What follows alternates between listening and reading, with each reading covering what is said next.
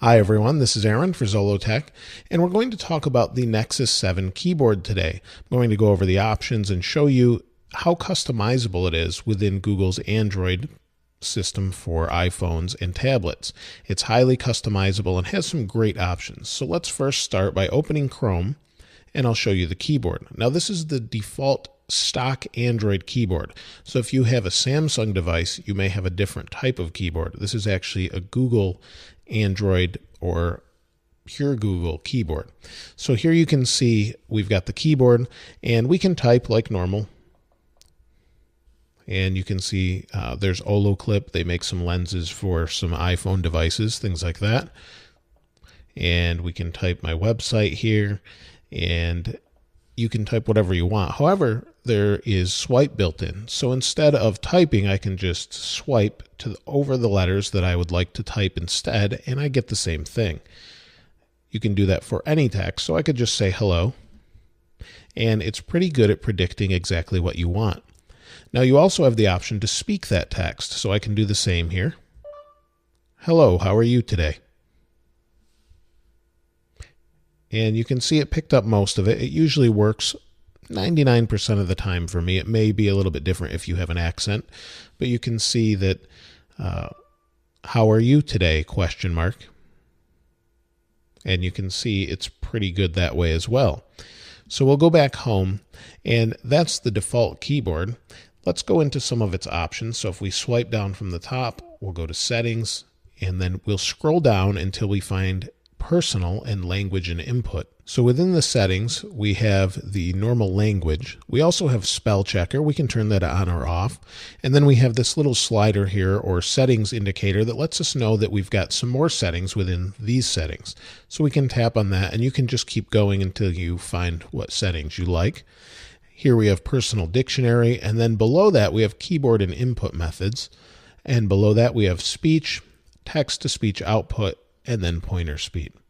The thing we're going to focus on here is keyboard and input methods. Now here you can see we have the default Google keyboard. We also have the option for the Korean keyboard and a few others. And then down here you see we have Swift Key Trial. Now what that is an app I've downloaded from the Google Play Store that allows me to change the keyboard. Like I said, it's highly customizable, so we can change that. We'll just tap on this. And we've got some settings within there, and within here we've also got settings for Swift Keys keyboard as well. So we can upgrade from the trial if we really like the keyboard and we want to buy it. And then there's all these different settings you have as well. So there are many, many different keyboards you can try, but if we go back home, I go back to Chrome, you can see the keyboard has changed. So Swift Key is a little bit different. It does some more predictive text. And you can see you can do swipe on it as well. So it's really nice, and it's got some nice colors as well. And so you can try out all of these different keyboards, and if you don't like them, you just simply change them. So we go back to settings, we go back to language and input, and then we'll uncheck here. And if I go back to Chrome, you'll see we're back to our stock keyboard. So the keyboard itself is pretty simple, and there are lots of little things you'll find if you go into the settings.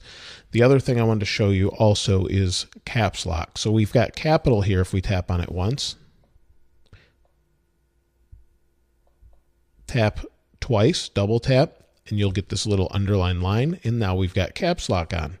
Tap it again, it releases caps lock. So pretty simple. There are lots of different little things like that throughout the operating system, but I thought I'd give you a quick overview of the keyboard itself, and definitely be sure to check out some other keyboards. If you really don't like this one, Swift Key has a great amount of people that like it and has great reviews, so definitely worth checking out. If you have any suggestions or comments related to different things you'd like to see on the Nexus 7, please place those in the comments below. If you haven't subscribed already, please subscribe. As always, thanks for watching. This is Aaron. I'll see you next time.